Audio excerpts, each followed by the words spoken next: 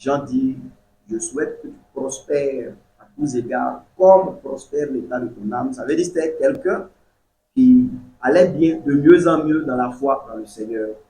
Voilà.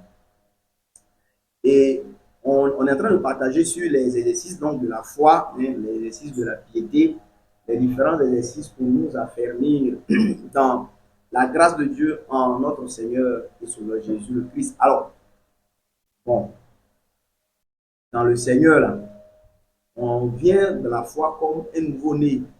Mais vous avez déjà lu dans l'évangile, enfin, dans la lettre de Jean, la première lettre, 1 Jean.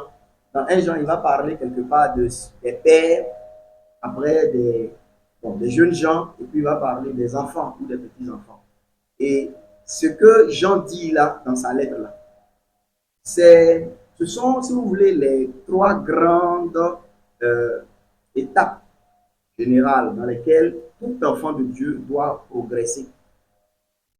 C'est-à-dire que ce qu'il appelle les pères, et puis les jeunes gens, et puis les petits-enfants, normalement, ce sont les trois grandes étapes dans lesquelles tout enfant de Dieu doit progresser. Ouais, aujourd'hui, il y a dans le milieu chrétien général, bon, il y a des personnes qui pensent qu'elles demeurent toujours des enfants, voilà, dans la foi de leur père spirituel. Dans le Seigneur, c'est pas ça. Voilà, ce que le Seigneur veut, c'est que chacun de nous puisse, si vous voulez, traverser ces différentes étapes de l'enfance, de la jeunesse, et puis ce que je vais appeler la maturité. On va appeler l'état donc des pères ou des mères quand ce sont des sœurs. Voilà. Mais ce n'est pas des gens qui vont se faire appeler ainsi. Ça veut dire que ce ne sont pas des gens qui vont se faire appeler père ou mère spirituelle, ou bien jeunes gens ou jeunes femmes spirituelles ou enfants, non. Mais il s'agit de l'état de maturité dans le Christ, état de maturité dans lequel les uns les autres nous progressons. Et normalement, cet état doit aussi aller avec le temps que nous passons dans le Seigneur. On se rappelle du reproche de l'apôtre quand il dit aux frères aux Hébreux à qui il écrit là, que vous qui depuis longtemps, vous auriez dû être des maîtres. Donc ça montre que le temps aussi compte. Voilà. Quand quelqu'un a fait 1 an, il devrait avoir une maturité proportionnelle à 1 an de marche avec le Christ. Quand on a fait 10 ans, il faudrait qu'il y ait une maturité proportionnelle. Il ne s'est pas 10 ans de venir à l'église. Non, c'est 10 ans de marche avec Christ. Hein? Parce que nous, là, beaucoup d'entre nous, c'est 10 ans de venir à l'église. Et naturellement, souvent, après 10 ans de venir à l'église, il n'y a rien. Voilà, tu t'approches, tu ne trouves rien. Tout ce que tu trouves, c'est venir à l'église. Il n'y a rien de Christ, il n'y a rien de sa vie, il n'y a rien de sa personne, il n'y a rien de son caractère, il n'y a rien de son cœur, il n'y a rien de ses voix, il n'y a rien de sa force, il n'y a rien de son zèle pour Dieu, rien, rien du tout. Tout ce que tu trouves, c'est venir à l'église. Voilà, et vous voyez, ce n'est pas pour ça que le Christ est venu sur la terre. Et il n'a pas envoyé les apôtres pour aller faire des allants à l'église. C'est pour aller faire des disciples. Ne l'oublions pas. Voilà. Et donc, je disais que on parle d'exercices. On avait dit que ce sont des entraînements. C'est le mot qu'on avait dit, entraînement. Voilà. Des entraînements. Mais c'est pour pouvoir s'affermir et puis devenir mûr, mature, meilleur. Mais parce que dans la foi, il faut grandir. Nous tous, quand on vient au Seigneur, je veux dire, dans ces jours-là, on est considéré comme des petits enfants ou des enfants dans la foi. Donc, enfant dans la foi, ce n'est pas nécessairement lié au fait que tu es un père spirituel. Non. Voilà. C'est déjà l'état général de tous ceux qui viennent d'arriver dans le chemin du Seigneur. Je ne suis pas contre le fait d'avoir, bon, moi je parle de père dans la foi. Voilà, je ne parle pas nécessairement de père spirituel ou mère spirituel. Donc c'est vrai que souvent on peut trouver que c'est juste un jeu de mots, mais j'estime meilleur ce mot, enfant dans la foi ou père dans la foi. Voilà. Mais je vais dire que je ne suis pas contre le fait d'avoir un père dans la foi. Mais je suis en train de dire que ce que Jean dit dans 1 Jean là, il n'était pas en train de parler de ce système de père ou de mère spirituelle, enfant spirituel. Il parle de l'état général dans lequel ceux qui sont venus dans la foi nouvellement, on les appelle des enfants ou des petits-enfants. Maintenant, si vous remarquez, je l'ai déjà partagé ici, En fait, Jean parle de deux grands états. C'est ceux des enfants et puis ceux des pères. Voilà. C'est pour cela que vous allez voir que quand il parle, il commence par parler d'abord des enfants, des petits-enfants. Ensuite, il ne parle pas des jeunes gens, il parle des pères. Mais si vous regardez l'ordre, c'est ce que vous allez voir. Et puis ensuite, il parle des jeunes gens. Voilà. Et quand il revient, il parle encore des enfants, il parle des pères, et puis il parle des jeunes gens. Alors, ça ne devrait pas être l'ordre, hein, mais je pense que tu peux vérifier. Dans un genre, ça ne devrait pas être l'ordre. Mais si Jean parle ainsi, je veux faire remarquer que, parce que dans l'écriture, rien n'est là de manière hasardeuse. Ça veut dire qu'il ne parle pas de petits-enfants, jeunes gens, et puis de pères. Il parle de petits-enfants et puis de pères. Et puis après, il parle de jeunes gens. Voilà. C'est ça, non? Voilà, 1 Jean chapitre 2, tu peux vérifier ça. Maintenant, si tu confirmes 1 Jean chapitre 2, hein, ça me joue avec vous. Mais s'il parle ainsi, c'est parce que je disais que l'état ou l'étape des jeunes gens là, c'est un état intermédiaire. Voilà. C'est ça, hein? 1 Jean 2. Il n'y a pas de. Voilà, verset combien? 12. Ah, ben c'est 1. Hein, Olivier, il faut bien regarder. C'est pas là-bas.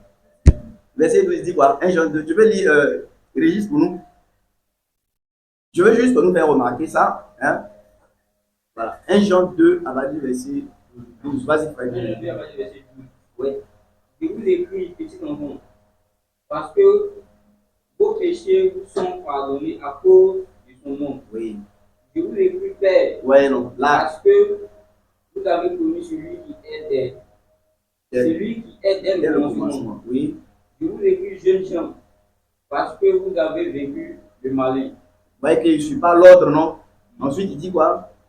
Je vous ai écrit, petit enfant, parce que vous avez connu le Père. Ensuite, je vous ai écrit, Père, encore les parce pères. que vous avez connu celui qui est dès le commencement. Et enfin, je vous ai écrit, jeunes gens, voilà. Parce que vous êtes forts et que la parole de Dieu demeure en vous. Alors, je disais que, merci, tu peux t'arrêter. Je disais que si c'était nécessairement comme nous les hommes, hein, voilà, normalement, il devrait parler des petits-enfants, des jeunes gens, et puis les pères. C'est l'ordre normal. Mais vous allez voir qu'à 2 reprises, il ne suit pas cet ordre. Voilà, c'est parce que je veux dire que les deux grandes étapes ou les deux grands états, ce sont l'état des petits-enfants et puis l'état des pères. La jeunesse, c'est l'état de bataille entre les deux. Voilà. Ça veut dire que quand on vient de croire en Christ, on est du lot de ceux qu'on appelle les enfants ou les petits-enfants dans la foi. Mais notre destination doit être devenir des pères, ou si ce sont des sœurs, devenir des mères. Ce sont les deux grands états. Maintenant, c'est le travail à faire ou le passage entre les deux états là. C'est ça qui est la jeunesse. Et si vous remarquez, aux jeunes gens, il va lier la parole qui est en train de faire son effet. Les jeunes gens, il va dire, ils ont vaincu le malin parce que la parole demeure en eux. La jeunesse, c'est le temps où on fait l'expérience de la parole pour qu'elle devienne vie en nous. L'enfance, on connaît le pardon de nos péchés par la révélation de Christ. Vous voyez, non? Les pères, c'est ceux qui ont une connaissance solide et stable de celui qui est dès le commencement. C'est le Christ. Vous remarquez, ce sont ces deux choses. Donc, un père, vous voyez, je dis aujourd'hui, vous allez voir quelqu'un qui parle de Jésus. Je dis comme ça qu'il ne rend pas le témoignage que nous avons dans l'écriture de Jésus, mais on l'appelle Père, patriarche. Vous savez, on est dans une époque où c'est une époque de beaucoup d'émotions. Hein. Les gens ne sont pas, on se préoccupe peu de la vérité. Quelqu'un peut raconter des mensonges sur le Christ, mais c'est un patriarche. Non, regardez, Jean dit les pères là, ils connaissent celui qui demeure dès le commencement. Et remarquez, à 2 reprises, c'est la même chose qu'il dit d'eux. Ça veut dire qu'un père ou aussi une mère, une sœur, qu'on peut considérer comme une mère, c'est quelqu'un qui a une connaissance expérimentale, solide, stable de qui? De Christ, non, pas du Père. De Christ. Celui qui est dès le commencement, ce n'est pas ici le Père. Il est en train de parler du Christ. Et vous vous rappelez d'Éphésiens, il dit que les ministères là sont donnés pour nous conduire à l'unité de la foi et de la connaissance du Fils de Dieu. Voilà, parce que c'est ça. Et les pères, quand on dit un père, c'est quelqu'un qui a une connaissance solide, stable, expérimentale de celui qui demeure dès le commencement. Et donc, pour moi quelqu'un qui, par exemple, est encore dans des erreurs sur l'identité de Christ, moi, je ne le considère pas comme un père. Voilà. Je ne dis pas que je lui manque de respect, hein, voilà, dans la vie même là. Moi, même vous qui êtes mes frères, mes soeurs, vous pouvez témoigner, je respecte tout le monde. Mais pour moi, je ne considère pas quelqu'un comme un père dans la foi. Quand c'est quelqu'un encore qui divague, qui, qui est en fait dans des erreurs par rapport à qui est par exemple Jésus et son œuvre, sa personne, son identité. Quand j'entends quelqu'un par exemple enseigner que Jésus est Dieu le Père, pour moi, ce n'est pas un père, même s'il a des cheveux blancs. Pour moi, ce n'est pas un père. Voilà, parce que les pères, c'est pas parce que je veux faire ma particularité à moi, hein, ça est dans vos Bibles. J'en dis que les pères là, ils connaissent celui qui est dès le commencement. On est d'accord, non? Voilà.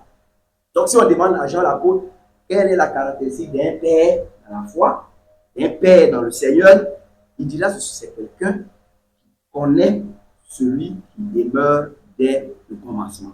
Et quand le connaître ici, c'est épignosis, c'est une connaissance profonde, intime, expérimentale.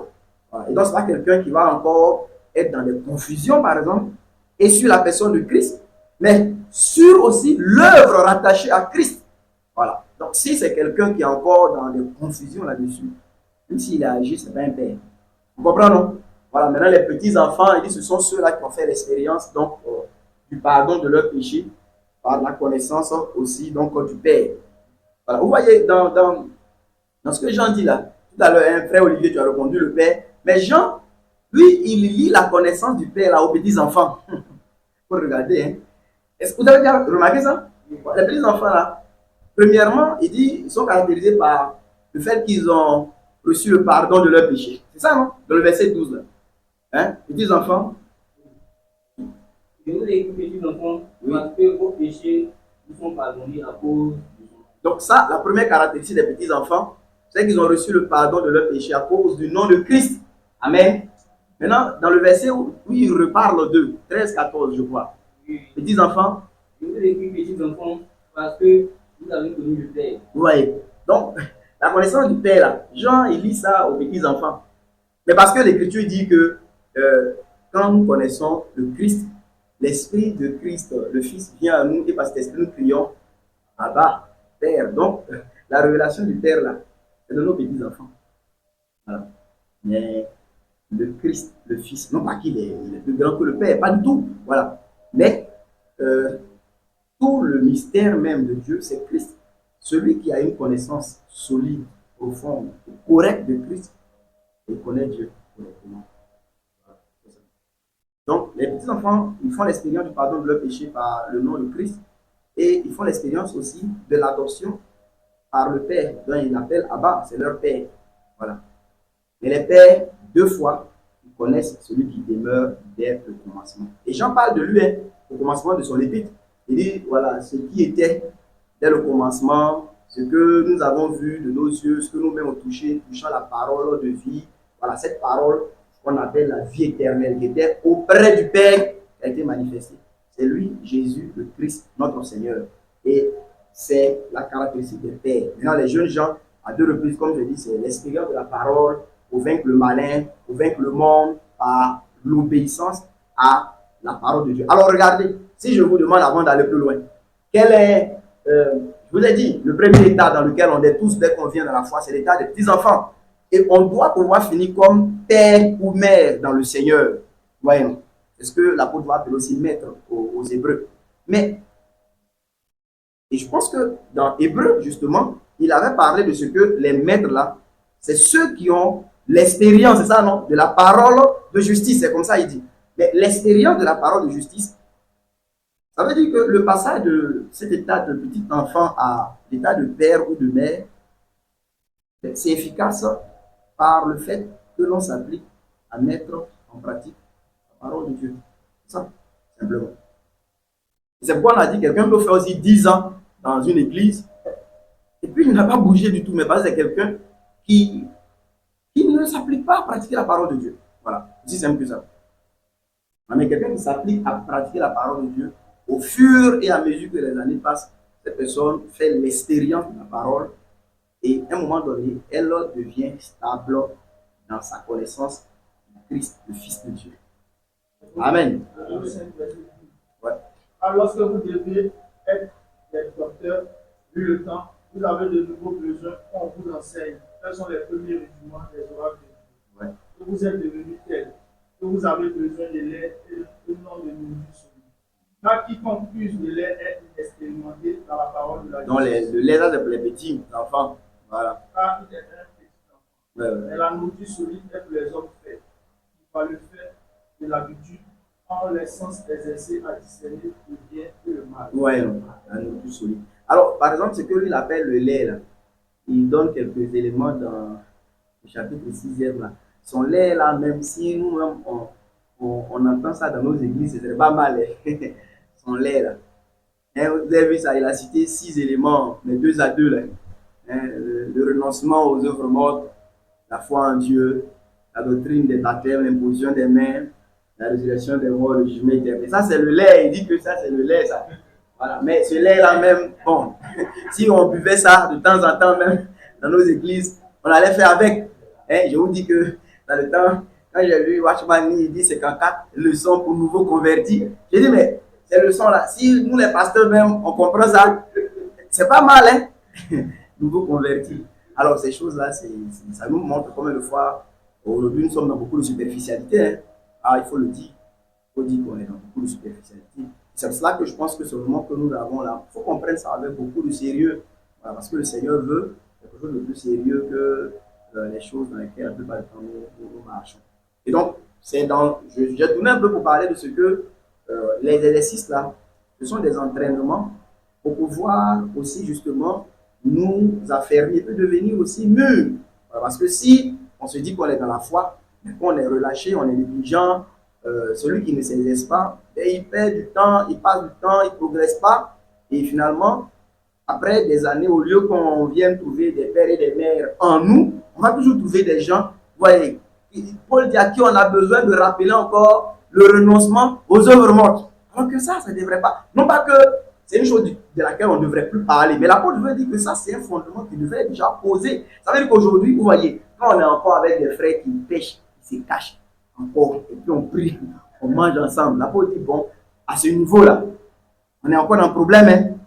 Voilà. Ça veut dire que celui qui a acquis de la maturité, il ne devrait plus être au stade de pécher, se cacher, et puis manger les frères, chanter en dansant. Non, non. Celui qui est encore là, ça c'est un enfant. Vous savez, les enfants, là, on les connaît à la maison.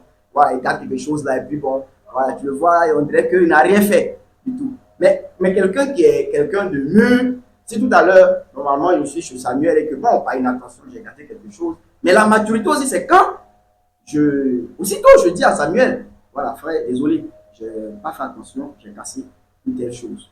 Ça, c'est la maturité. Mais un enfant, voilà, il dit que il n'avait pas vu dedans. Voilà, il était à l'école quand ça s'est cassé. Voilà, ouais. Souvent, quand il te parle même, tu es tellement sûr que ce qu'il dit là.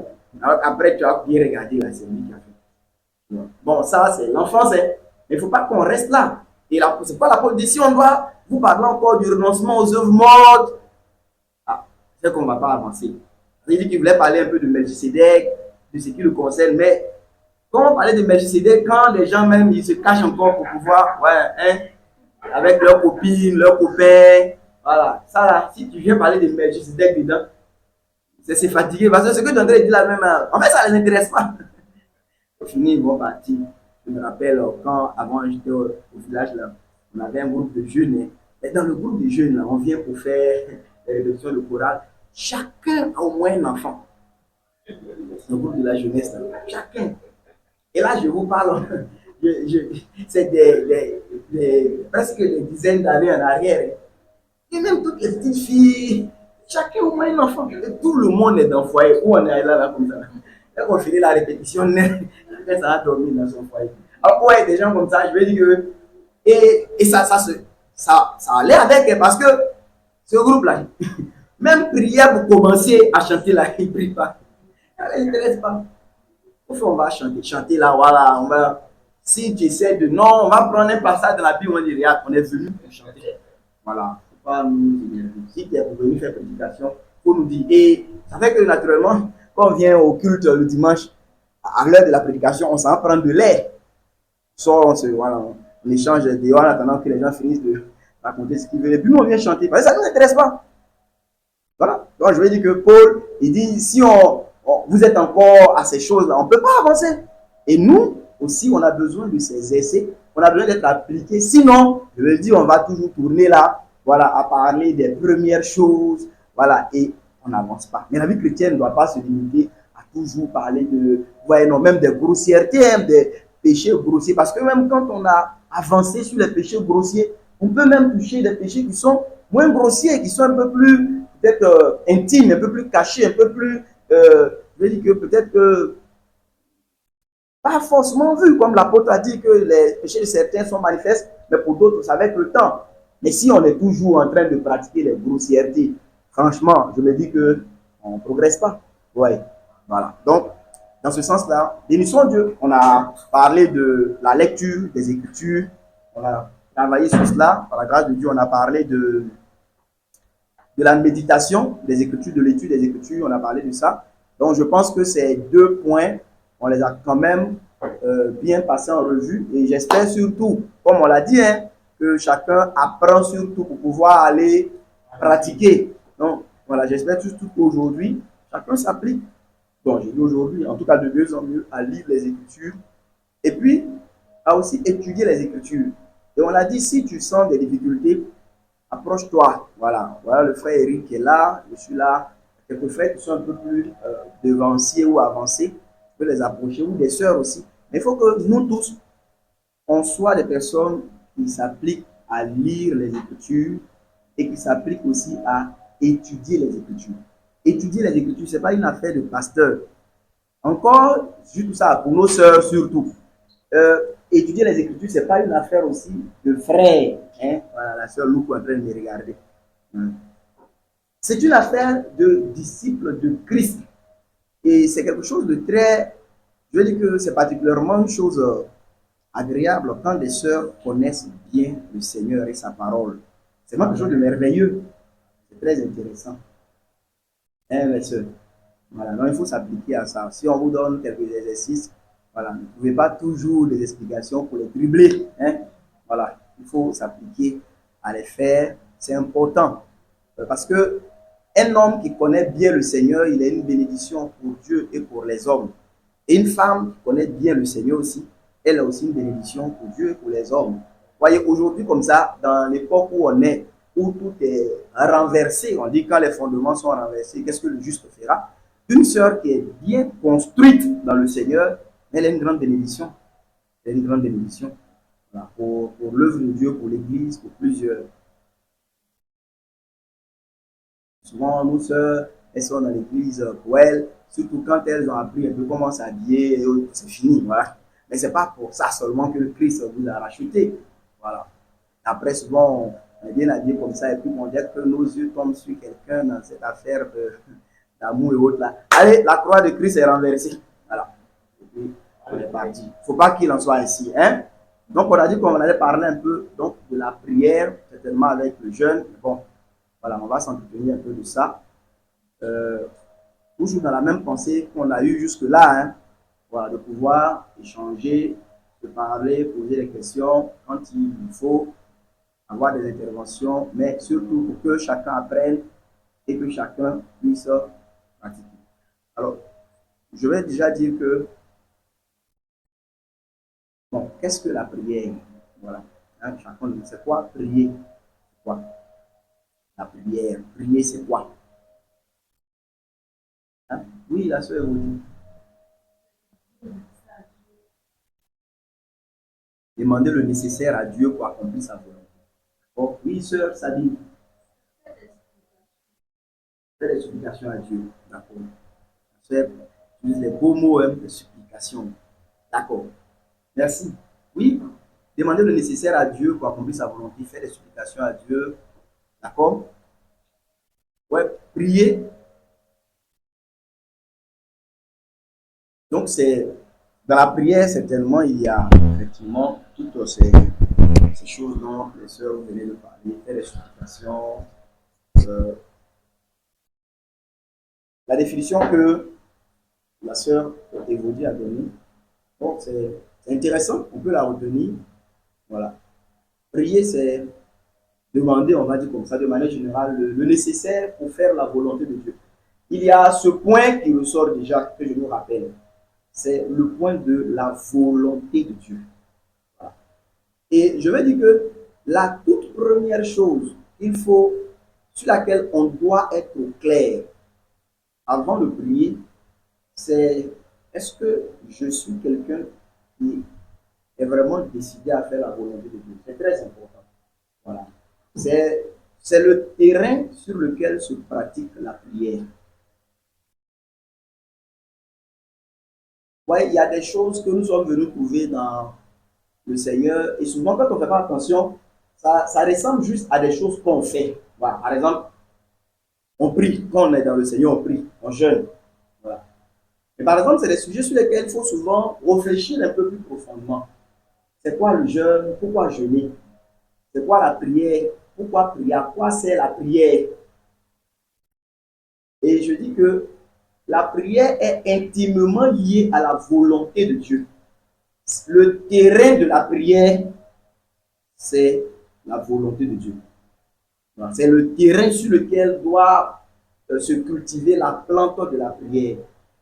Quand quelqu'un veut prier, la première des choses que la personne doit bien établir, c'est se décider à faire vraiment la volonté de Dieu. La première des choses. Et peut-être que c'est la plus grande raison du non-exaucement de beaucoup de nos prières. C'est qu'il y a des gens qui prient parce qu'on leur a dit qu'il faut prier. Voilà. Vous voyez souvent, c'est vrai que ayons plus de zèle, mais avec intelligence. Il y a souvent, surtout, ce sont les femmes aussi, souvent qui font ça beaucoup. Hein. Voilà. Dans les communautés, les femmes, tout là, elles vont se réveiller, vont en face de chez moi ici. Il y a une, mais maintenant elle a déménagé, on dirait qu'elle est partie à Mongwanou. Voilà. Mais la nuit là, taper les mains, taper les mains, taper les mains, taper les mains, envoyer le feu, envoyer ceci, envoyer cela, parler contre les sorciers. Mais en même temps, en journée, tous les palabres du quartier, là, elle est dedans. Hein. Voilà, voilà, le quartier ici, tous les palabres, là, elle était dedans. Voilà. Ça fait que même les gens qui sont autour d'elle, eux tous, ils savent que sa prière, là, c'est juste un moyen de les emmerder les nuits. Voilà. Mais vous voyez, prier, c'est pas, et l'exemple de celle-là, il y a des multitudes, ils sont, bien aimés frères. On a des multitudes qui sont dedans. Je me rappelle, dans le temps, on était quelque part. Alors, j'en parle, c'est surtout pour que nous puissions voir que ce sont des choses, souvent, on les a juste faites comme ça, mais on ne savait pas où on partait. C'est comme si on frappait comme, battant l'air, on courait comme à l'aventure. Qui n'a pas déjà fait des prières où on va dans l'eau, on va en l'air, on va sous les montagnes, voilà, etc. Ça, c'est inutile. Toutes ces choses-là. Honnêtement, quand tu penses que tu dis que je vais dans l'eau, tu penses que qui t'accompagne là-bas? Je vais dire que c'est juste une phrase que tu dis. Même si tu sens des frissons, l'Esprit de Dieu ne peut jamais t'accompagner dans l'eau pour aller faire quoi? Jamais. Je vais dire que, mais par exemple, ce sont des choses dans lesquelles on s'est lancé, voilà, et plus souvent, comme le diable aussi aime tellement tromper, souvent quand tu commences à faire des prières, là, ça tremble, voilà, les gens disent, voilà, on est dans l'eau, etc. C'est inutile, je vous dis. C'est inutile ces choses-là. Là, l'un des textes aussi les plus mal compris, c'est Éphésiens 6, les armes spirituelles. Nous, on a fait ça. Chaque 9h30, on commence. Il y a au moins 40 minutes ou bien 1 heure de prière de combat. Et souvent, toi-même, tu es fatigué, mais bon, tu as fait. Voilà. Souvent, même, tu sais, quand l'heure arrive là même, tu es déjà énervé, mais bon, ça va dire programme. Mais je dis ça bien, mes frères. Ce n'est pas comme ça qu'on prie. Quand on dit la première arme spirituelle, l'apôtre dit, il nous demande de prendre, je crois, la ceinture de la vérité, c'est ça. Et à 9h30 ou bien à 10h, on dit non, voilà, il faut prendre toutes les armes, etc. Mais la ceinture de vérité, là, tu ne peux pas prendre ça à 9h. Pas possible. C'est-à-dire que si tu as mentir toute la semaine là. À 9 heures, elle va prendre ceinture de sécurité. C'est pas possible.